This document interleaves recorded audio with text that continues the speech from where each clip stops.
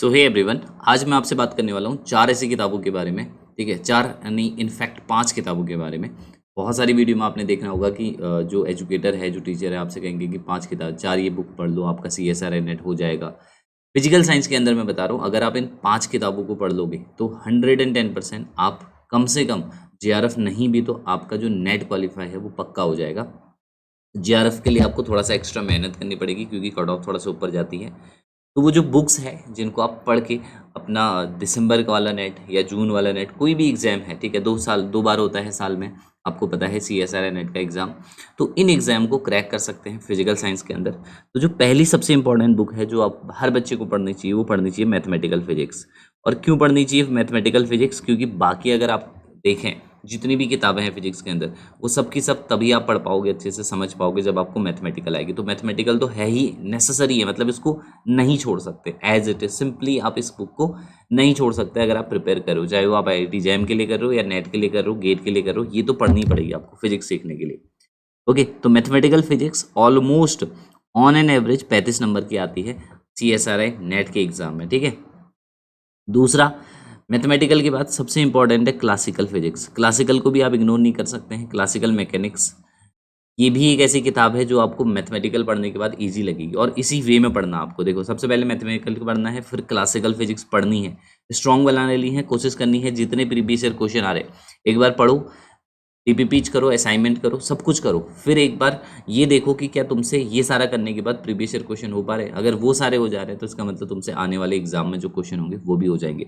पर अगर तुमसे प्रीवियस ईयर क्वेश्चन नहीं हो रहे हैं तो इसका मतलब आपको और ज़्यादा मेहनत करने की जरूरत है, और ज़्यादा असाइनमेंट लगाने की जरूरत है। ठीक है, ये भी ऑन एन एवरेज 35 नंबर की आती है पक्का। ठीक है, तीसरी जो किताब है ये भी बहुत इंपॉर्टेंट बुक है। ठीक है, इसको भी पढ़ के आप जो है अच्छा स्कोर करेंगे, क्वांटम मैकेनिक्स। देखो, क्वांटम मैकेनिक्स का जो रोल है, ठीक है, क्वांटम मैकेनिक्स का जो रोल है CSR नेट के अंदर, वो फिर से बहुत अच्छी क्वांटम मैकेनिक्स यहाँ पे पूछी जाती है। समझ पा रहे हो?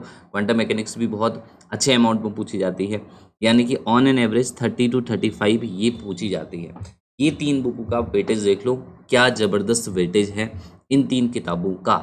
फिर चौथी बुक आती है EMT। तो EMT आपको क्वांटम से पहले पढ़नी है, पर इलेक्ट्रोमैग्नेटिक थ्योरी EMT भी ऑन एन एवरेज 35 नंबर की आती है। तो अगर मैं इसको ऑन एन एवरेज लूँ, इस हर साल कितने नंबर की आती है, तो आप देखोगे कि 140 to 150 मार्क्स की आपको जो मिलती है, ये केवल चार किताबें मिलती है। आउट ऑफ 200 नहीं, आउट ऑफ 200 नहीं कह रहा हूँ मैं, टोटल, क्योंकि आप पेपर देखते हो वो 200 का नहीं होता है, उसमें आपको चॉइसेस मिलती है। जैसे सेक्शन B में आपको चॉइस मिलती है, सेक्शन C में आपको बहुत सारी चॉइस मिलती है, 30 में से 20 क्वेश्चन करने होते हैं, सेक्शन B में 25 में से 20 क्वेश्चन करने होते हैं, तो चॉइसेस बहुत मिलती है। तो ऑलमोस्ट 400 का जो क्वेश्चन पेपर होता है उसमें से इतने मार्क्स तो आपको मिलेंगे।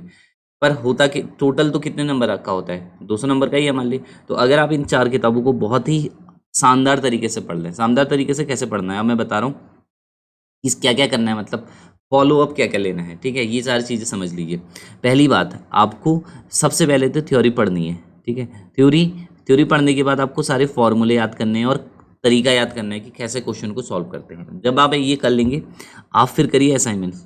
दूसरा, आपके मन में सवाल होगा सर असाइनमेंट तो मिलते ही नहीं, कहाँ से ढूंढें? कुछ नहीं करना है, नीचे डिस्क्रिप्शन बॉक्स में फिजिकैम एकेडमी का ऐप दिया है, ठीक है, उसका लिंक दिया हुआ है वहाँ पे, और व्हाट्सएप ग्रुप का भी लिंक दिया है। अगर आपको कुछ क्वेश्चन है या कुछ भी आपको पूछना है, उसमें देखना फ्री स्टडी मटेरियल वाले सेक्शन में जाना। मैंने आपको सारे असाइनमेंट डाल रखे हैं उसके अंदर, सारे क्वेश्चन पेपर डाल रखे हैं, सारे प्रीवियस ईयर क्वेश्चन डाल रखे हैं, सारी जो है टेस्ट सीरीज डाल रखी है, सारी जो है स्टडी मटेरियल डाल रखा है, सारी किताबें डाल रखी है। तो इसके अलावा क्या चाहिए एक बच्चे को CSR नेट को क्रैक करने के लिए? और कुछ नहीं चाहिए, फिजिक्स केमिस्ट्री सब मिलेगा आपको इसके अंदर। बस जाओ और देखो और मुझे बताना कि क्या नहीं है वहाँ पे।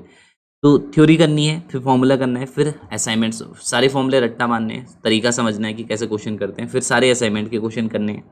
ठीक है, जैसे आप आज आप एक टॉपिक पढ़ते हो तो उस टॉपिक को पढ़ने के बाद फिर उसके सारे क्वेश्चन भी लगाओ। जैसे हम नीट JEE के लिए करते हैं ना, हमने आज एक टॉपिक पढ़ा, मान लीजिए आज मैंने मान लीजिए 1 डायमेंशनल पोटेंशियल पढ़ा, तो 1 डायमेंशनल पोटेंशियल के जितने क्वेश्चन बन सकते हैं, जिन जिन किताबों से, जिन जिन असाइनमेंट से, जैसे जैसे बन सकते हैं, सब अपन को पढ़ने हैं।